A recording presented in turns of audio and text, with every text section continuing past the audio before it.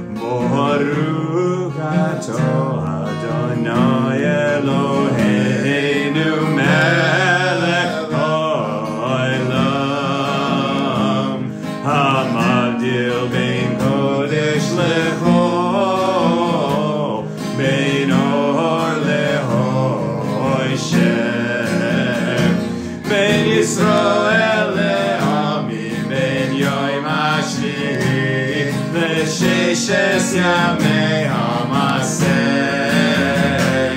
Baruch atah Adonai hamavdil ben kodesh lechol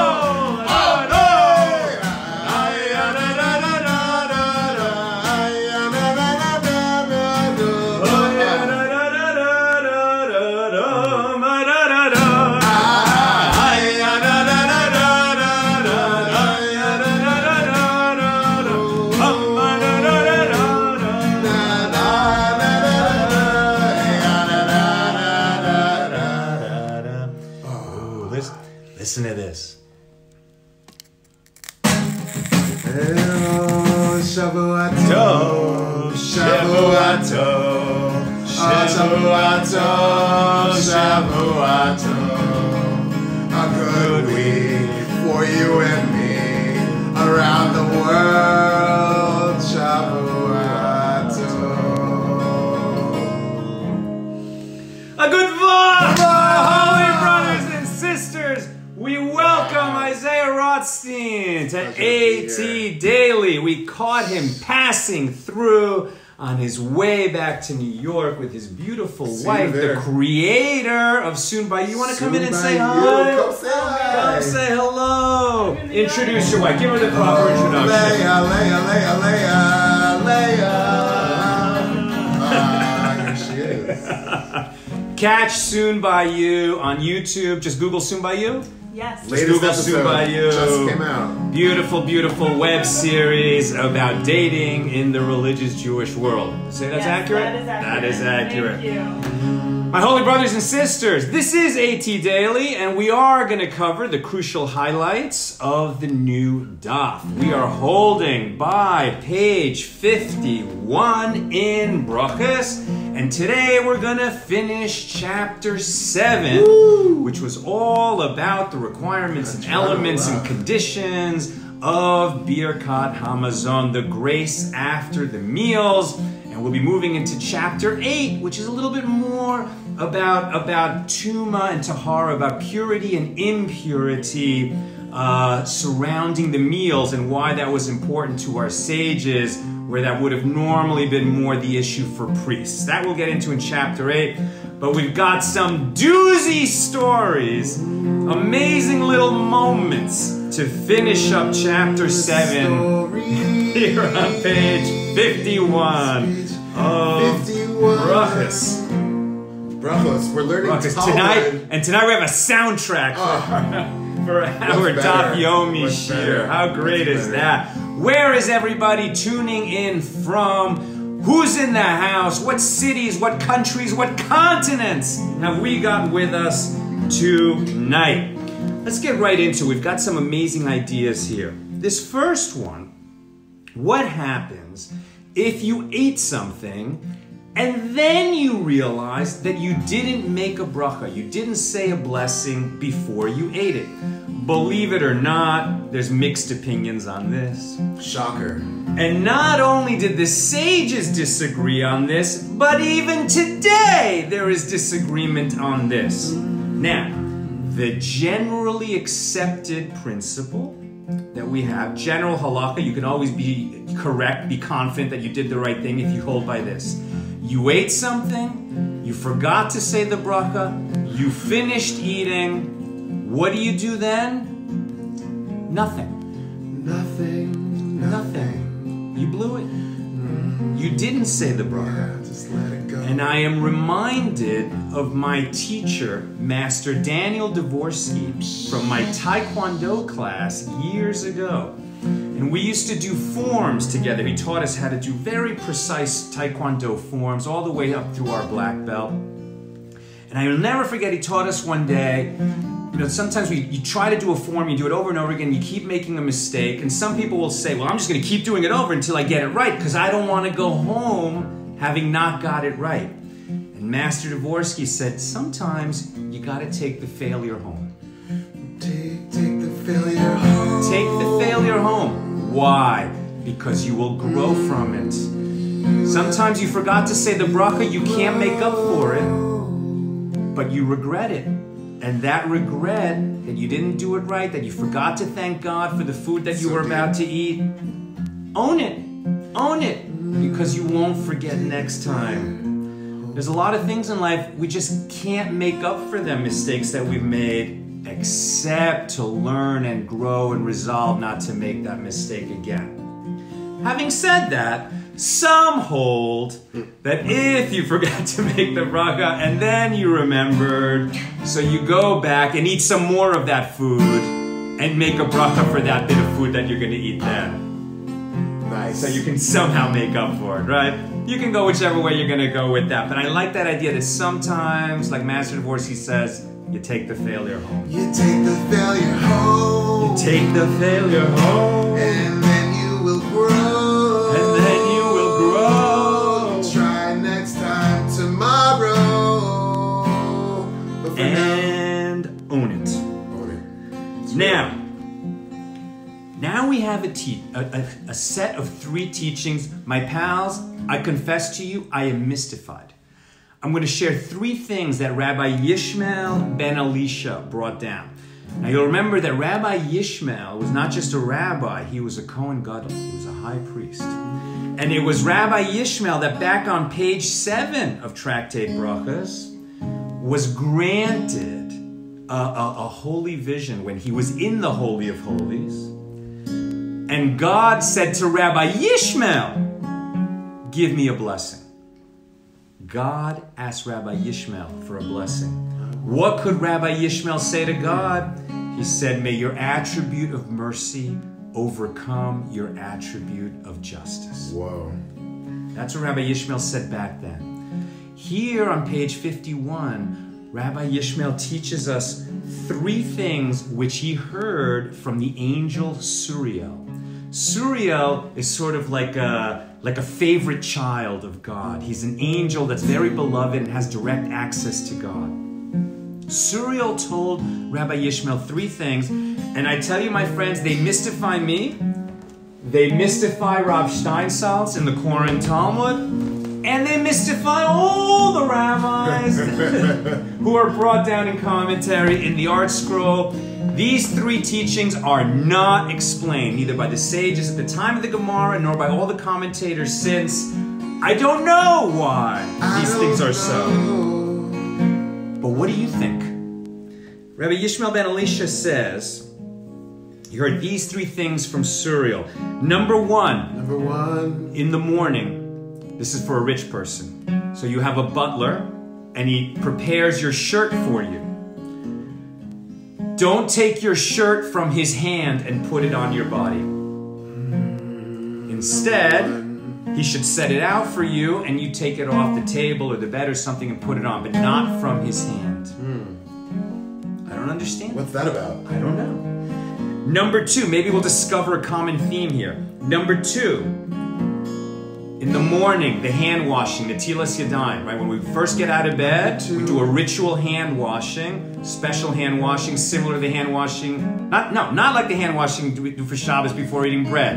The morning hand washing, where we pour once this way, this way, this way, this way, this way.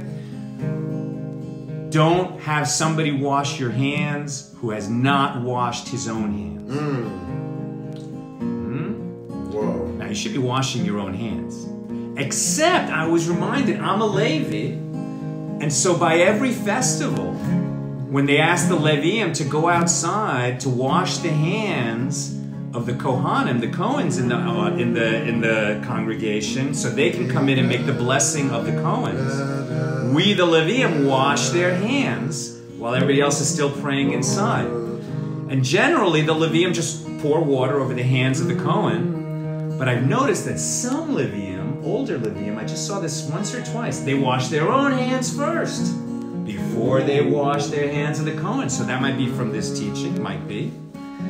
And third, if somebody hands you a cup of asparagus, asparagus is not asparagus. Oh, I was going to say like asparagus. I'm just pronouncing it. Asparagus is a medicinal cup made with either wine or beer, but it kind of is like a thing you take and it helps run everything through you. And if somebody hands you a cup of the medicinal asparagus, you have to hand it back to the person who handed it to you. 3 teachings, not explained. The logic, the wisdom behind them, not explained. The only additional information given to us about them is that there is a band of demons, and some say angels of destruction, who is waiting around for people to blow these 3 things. And if you do one of these 3, a band of demons, and some say a band of angels of destruction, will come and get you. If somebody can enlighten me.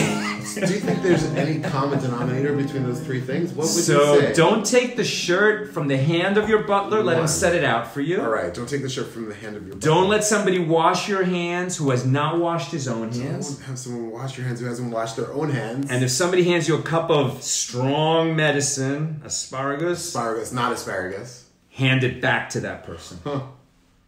I guess don't hand it on to someone else. That one makes sense to me. Interesting. All 3 have to do with Because your hands? because you know, if somebody handed you medicine that you need, and you might think, oh, this is good for me. Hey, why don't you try this? But you're not a doctor, and you don't know if that person needs that medicine. Different, right? Every person is different. So whatever drugs you take, don't go hand those drugs to someone else. Okay? Important lesson. Those drugs are for you. Hashtag important lesson. Those drugs are for you. And I think maybe the thing with the butler, you know, maybe it's maybe that's respect for the servant. I feel like somehow what's going on there is respect for the servant. And then maybe the flip side of that is when you're being of service, take it serious. If you're going to wash somebody else's hands, make sure your hands are clean first. I love that. And perhaps maybe if you're going to be critical of somebody and say that they need washing, make sure you've washed yourself clean first. That's my guess. I'd like to know what people think. We'll come back and scroll up toward the end. Then we get 10 teachings about the person making the grace after the meals at a communal dinner. I wasn't sure about this law, so I actually asked Rabbi Einhorn here at Yavne tonight, because I know whenever there's a communal dinner, at the end we make the grace after the meals, and they hand somebody that cup of wine, as we've discussed, and that person gets ready to recite and lead, and make the zimun and make the invitation, then lead the grace. But we don't do that by Shabbos dinner, right? When we make the Birkat Hamazon afterward, we don't hand somebody a cup of wine in our homes. Right. So the answer is when 10 or more, for Ashkenazim, you need 10 or more to hand someone that cup of wine for the grace after the meal. Sephardim will do it with 3. Rambam says every meal. Every meal, regardless. You're saying while making the blessing, someone While would making the hold blessing, cup. somebody would hold a cup of wine. Chaim. Now, we get 10 teachings about holding that cup of wine. The person holding the cup of wine should do the following things to increase the purity and holiness of the grace that he's about to recite. Number 1, he should wash that cup inside and out. Outside and out. Outside and in. Outside and in. He should make it with undiluted wine. Number 2. Now, in the old days, okay, so wine needed to be diluted. These days, not so much. 3, the cup should be full. He should overflow the cup to show that our cup overflows with blessing. Overflowing with blessings. That person should put on a tallis. People don't usually do that.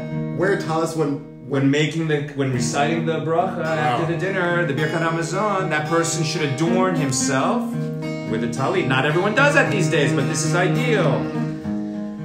Number 6, he takes it in 2 hands, and then he passes it from the left hand to the right hand, because the left hand signifies justice and strength, and the right hand signifies mercy and compassion. So you're saying the Gemara says you should pass it. This is not like the Kabbalists or the... This is not Kabbalah. The Talmud is saying The Talmud you should take says it from the left to the right. And the Kabbalistic interpretation is that God's attribute of mercy should overcome his attribute of justice, strict justice. And number 7, he should lift the cup. Number 7, lift the at cup. least 1 hand's breadth above the table. Yeshua says at least 1 hand breadth above the table. The surface that it was on. And while he's making the blessing, he should look at the wine in the cup. By focusing on the cup, he attempts to ensure that these ideas will be on his mind as he recites the blessing. Wow, an instruction manual to bless the wine. Did you know there's 10 steps, 10 different ways you could approach? And 10. He sends a gift, the wine itself, to the members of his household after he's completed reciting the blessing. And this, my friends, brings us to a dramatic and colorful story involving one of the great women of the Talmud, one of the great heroines of the Talmud. So we have a story that Ulla was a rabbi who made a lot of journeys between Israel and Babylonia. He was one of those guys that was regularly going back and forth. And because of that, he was very important because he was like a source of communication between the rabbis in Israel during the Roman period and the rabbis in Babylonia, who were much more free and able to learn and advance the Talmud than the rabbis in Israel were.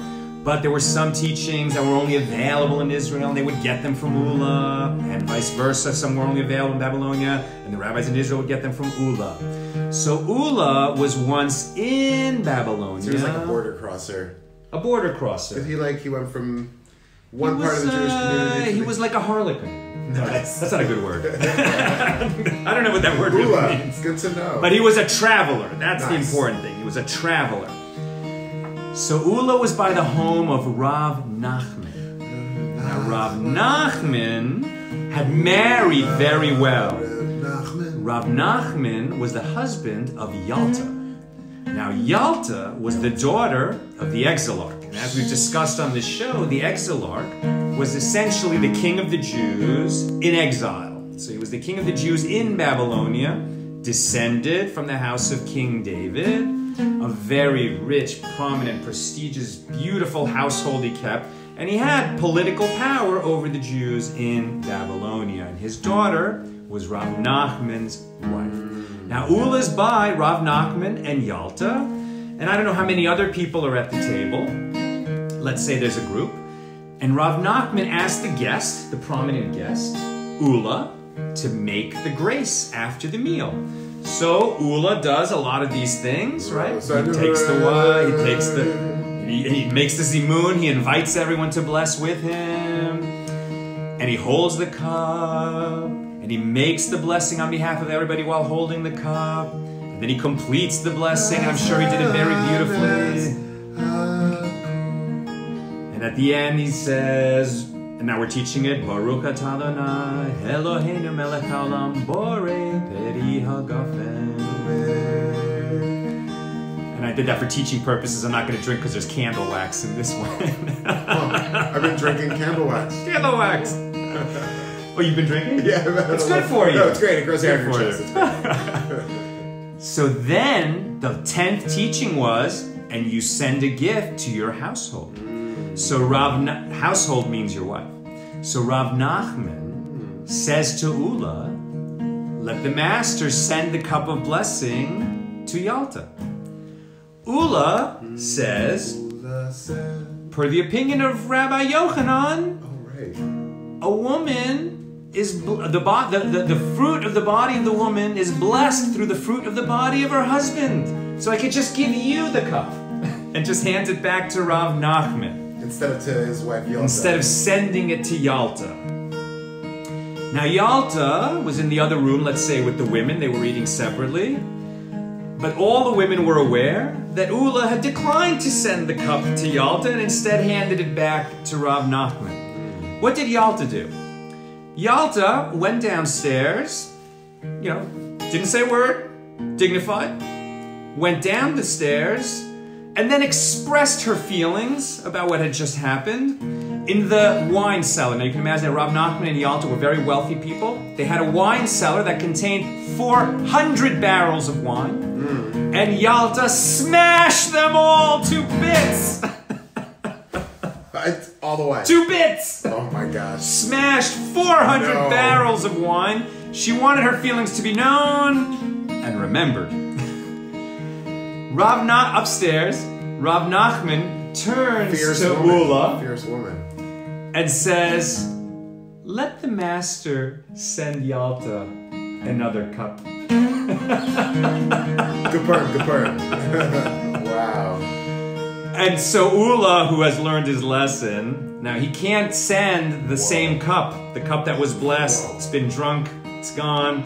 He pours another glass of wine from the same barrel that was up here, like imagine a small barrel. And he sends the cup to Yalta and he says, may the mistress of the house enjoy a cup from the same barrel from which the cup of blessing was poured. And Yalta sent her answer back to Ula. Uh-oh. Words from an itinerant peddler are like lice from rags. Oh! Wow, is that like a Talmudic rip and insult? What like a heavy insult. Heavy insult. Oh and now Ula's an esteemed and very prominent rabbi whose opinion is sought by all. But what she said was, with his words and his lame attempt to make up for his actions, he proved that whatever else he teaches, it's nonsense because his behavior was not classy. He did not do the right thing. And while we know that the Talmud is very patriarchal, and we hear the opinions from men, from more men, and then more men. And here and there, beautiful teachings from Yalta, from Beruria, from a few other women, heroines of the Talmud. But the men of the Talmud could have easily left this story out of the Talmud. Would have been the easiest thing to leave it out of the Talmud. Why did they include it? Because Yalta was right. And I would say that our takeaway here is, we've already been taught that the honor of your wife should be more dear to you than your own. And now we learn that the honor of the wife of your host should be much more dear to you than your own, lest you incur the wrath of Yalta. Wow. Oh, there's so much to know, so much to learn, just to help us grow. We wanna drink it up, fill that cup. We just learned there's 10 ways to drink it up. Oh yeah, we got to know the Talmud. It shows there's no accident on these pages, We wanna let Yalta shine. We wanna let her go and to share with the world how you should treat each other as partners and spouses and when you show up. Oh, so thank you for teaching us Torah. Thank you, Isaiah, for dropping in and providing a soundtrack to our Daf Yomi Shir. It's my honor. It's my honor. It's really special to be able to learn with you as we close out the Shabbat and enter into the week. What a special way to start the week with some song. What a special way to start the week. And I'm going to teach you folks something. Oh, Saul's coming back. So, the Rothsteins are headed back. They're going to get on a plane tonight, right? They're flying. You're going to land at Newark, JFK? JFK. At JFK. They're flying across the country. See you there. So now they're traveling, and we want them to be well and to be safe and to avoid all mishaps and calamities that could happen upon the way. One way we help people stay safe when they are traveling is to entrust them with a mitzvah mission. So I'm going to give them $1, which they're going to give to somebody who needs it, a charitable enterprise, when they get to their destination. And so that this dollar shouldn't be, this is a special dollar. This is not any dollar. He's got lots of dollars in his wallet, but this is a mitzvah dollar. He's now an agent, a shliach of tzedakah. And to make sure that this dollar doesn't get confused with the other dollars, we're going to do this. Let's see if you can see it. So I fold it like that. It says, in God we trust. Ooh. 1. And then we fold it like that. And then we fold it like that. And then we fold it like that. Oh, thank you. See that? And now he's got 1. I love that. That's so brilliant. So number one, living with, Hashem is one, but then also I really love what you're saying to me. You're saying that as we travel on our journey, not only are you sending love with us, you're escorting us out in one way, but then you're also sending us as a messenger on your behalf. Yes. to give this particular dollar to tzedakah somewhere in New York. Yes. But I think it's like a beautiful idea how you took something as sometimes materialistic as money, and you've not only elevated it to give it to charity, but then you literally elevated it to remind us that it says in God we trust, to remind us about oneness. So thank you. And I'm going to make sure, Leah, do you want to keep this particular dollar? So Leia's going to hang on to it. All right, she is the shliach, and then you can do that whenever somebody's traveling. You entrust them with a tzedakah mission, and we have an extra measure of protection whenever we are in the process of performing a mitzvah. And they will not be able to complete that mitzvah until they reach New York. So all the way to New York, they have an extra measure of protection. Love it. And then maybe you'll report back to us who got the dollar. I will definitely let you know. Okay. For real. Beautiful. Have a beautiful Purim and a beautiful new moon of Adar. Should be Adar, the month of Adar begins Monday night. We'll have we met at a musical Rosh Chodesh Hallel in Crown Heights. In Crown Heights. That's so funny. And perhaps you'll have a musical Rosh Chodesh Hallel Tuesday morning, and perhaps we will also here in LA. Misha, Misha, Misha, Misha, Misha, Misha, Misha, Misha, Misha, Adar. Misha, Misha, Misha.